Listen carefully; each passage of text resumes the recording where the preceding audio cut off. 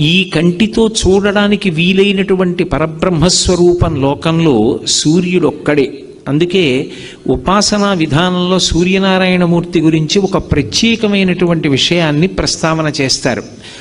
సాధారణంగా మనం పూజ చేసేటప్పుడు మనసు నిలబడడానికి ఎదురుగుండా ఏదో ఒక మూర్తిని ఉంచుకుంటాం. ఏదో విఘ్నేశ్వర మూర్తో, లేకపోతే సుబ్రహ్మణ్యుడో, పార్వతీ పరమేశ్వరులో, లక్ష్మీనారాయణులో ఏదో ఒక మూర్తిని ఉంచుకుంటాం.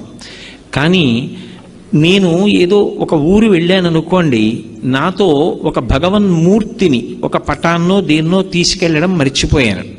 అప్పుడు నేను పూజ చెయ్యాలి అంటే ఎలా పూజ చెయ్యాలి అని అడిగితే ఉపాసనా విధానంలో ఒక విశేషాన్ని చెప్పారు.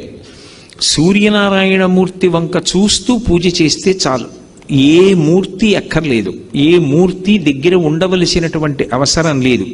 సూర్యుడు ప్రత్యక్షమైన